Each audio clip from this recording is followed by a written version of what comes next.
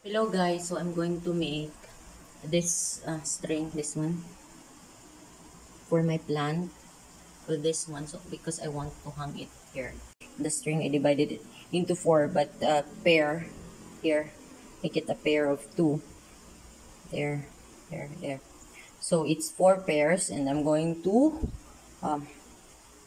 like this here, because I'm going to tie it somewhere here, there, until it goes up.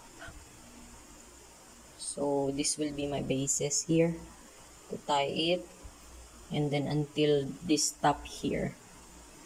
So this is going to be like paired, like this one is going to be with this side here, and this one, you see, this one will be in this side, and then this one will be attached with that side there, and then this will be here, and then this one here, this one here is going to be in that side, so that it will be like this.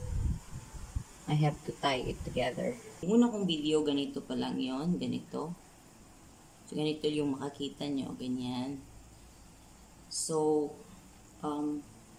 ngayon, actually, nakabuo na ako ng isa. This is completely made. This one, hindi pa talaga siya nabuo. Wala pang kahit anong tali na nakalagay. So, ang ginawa ko, because it should be like 8 pieces of this rattan roof. So, ganito. So, 1, 2, 3, 4, 5, 6, 7, 8. So, 8 siya. Tapos, iaano ko siya, si same level ko. So, kailangan pantay-pantay. Sabi ko nga, ito yung magiging guide ko. Yan, kasi dito nakatali. So, igaganon ko lang siya. Then, saan ko ba ito tinali? Ganyan. So, ito yung dito niya. So, ganyan siya. So, iaano ko pa siya dyan. Ganyan. Ganon. So, same na yung level niya. So, dito ko siya itatali. Kasi nga, katulad na sila ng ano. Kasi dito yung ano niya. Yung pagkatali ko. So, ganyan. So, itatali ko na siya dyan. Ganon. Yung normal lang naman na pagtali. Yan, open yan. Tapos, ipapasok mo lang naman yan. Igaganon mo lang. Yun, igaganon mo. Tapos, of course, hihilahin mo siya para malak. Ayan siya. So, yan. So, pag ganun,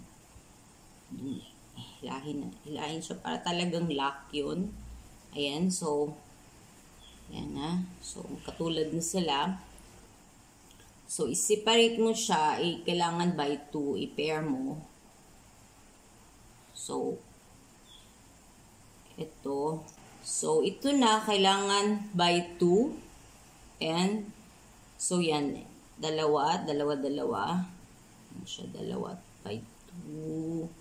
And then, here. And then this, another 2 here. So, magiging apat siya. Apat na magka-partner kasi by 2. Yan siya, apat. So, ang gagawin ko na naman ngayon, kailangan kong itatali yan ng tigda-dalawa.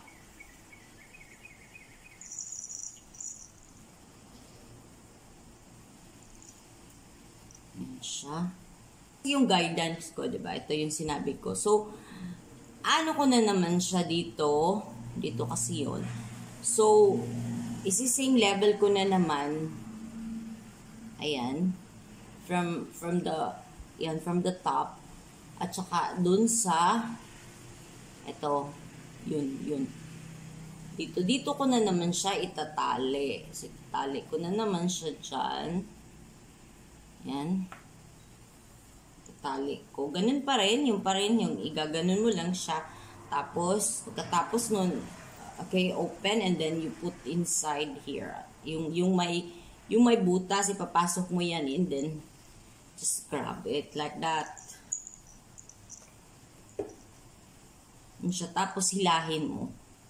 Hilahin mo lang. Ayan.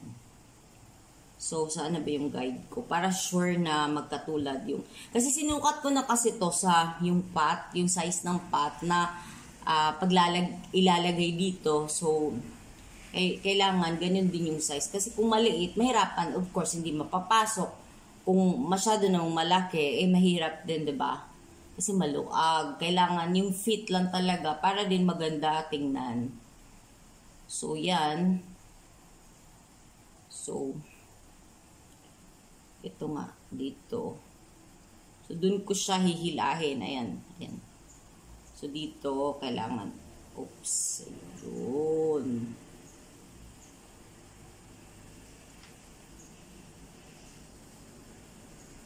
Ayan na. Nahila na.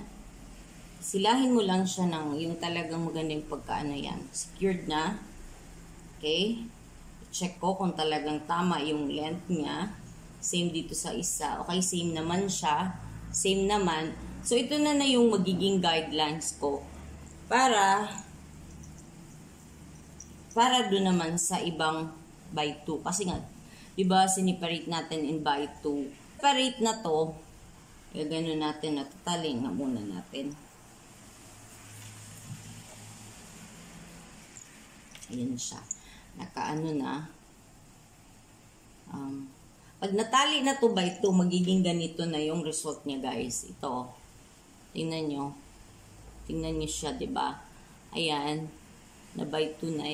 Kasi 4. Tapos na by 2, ganito na. Ayan na siya.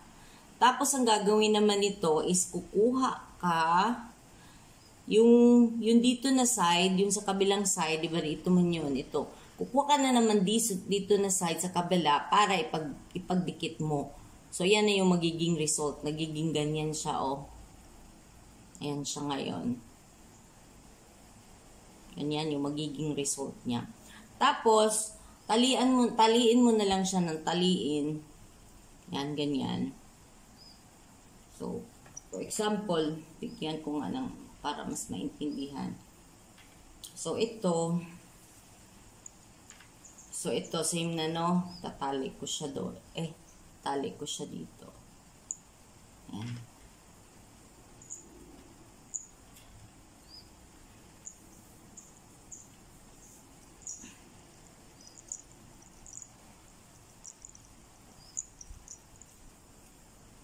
Dami kasi ito, masyadong kaya magkabuhol-buhol talaga.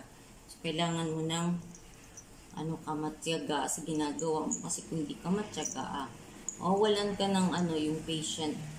Hindi mo ito matatapos. Madali lang to. Tapos, alam niyo, pag natapos na, ang ganda tingnan. Kasi yung isa, diba, tapos na. Tapos, tinignan ko kagabi. Maganda tingnan. Napaka din niya, native siya tingnan kasi nga abak ka. So, maganda. Ito yung last na pair ng 2. Ganyan lang. Tali-tali lang. Napakadali.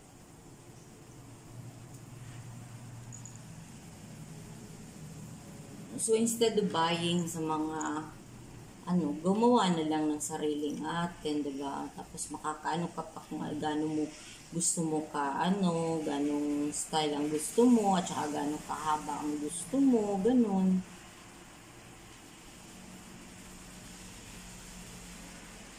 So, ito, diba, na-separate na siya into 4. Ayan. So, ngayon, kukuha tayo mag-prepare ulit tayo ng by 2. So, ito yun. Yung, kailangan yung, ganyan, yung magkatabi. So, kukuha ka dyan sa magkatabi na yan, kukunin mo yung isa doon, kukuha ka dyan ng isa, ayan. Tapos, kukuha ka din ng isa doon sa katabi. Ayan siya. Ayan. So, i-guide ko na naman kung gaano ka, doon nga, yung guidance na natin. So, dyan ko siya itatali. So magiging ganito. Ayan siya.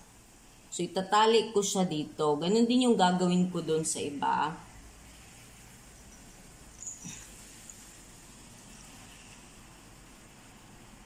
Yung, alam niyo yung sa basketball, yung parang magiging ganun yung style. Yung sa ring ng basketball. Ganito lang yun.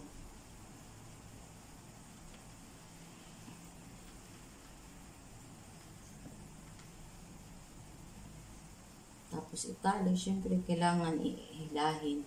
So, iyan na. Ayan na, may nakatali ng ganyan. So, yun nga, yung magiging result nito is magiging ganito na pag madami ka na natali na na-combine, magiging ganito na yun. Ayan. So, until yun, madami ka na nataling ganun, pinag-pair-pair mo na, ganito siya magiging result. Tingnan nyo. Ayan na siya, ayan, ayan. O, diba? Kung ganun yung pot, yun nasa baba. Dito natin ipapasok yung pot. So, magiging ganito. So, magiging ganyan na siya. Ayan. Tapos, hanggang sa taas, hanggang sa taas, hanggang sa taas. Tapos, yung pinaka-top niya, ito yun. Doon na natin itatali. Tatalian natin. So, kayo na bahala mag-style-style. Sa akin, ginanito ko na lang. Kasi yun, ganyan. Makikita nyo ang final style na to.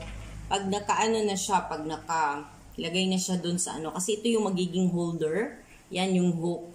Tapos ilalagay ko nga dyan sa may bintana. So magiging ganyan siya.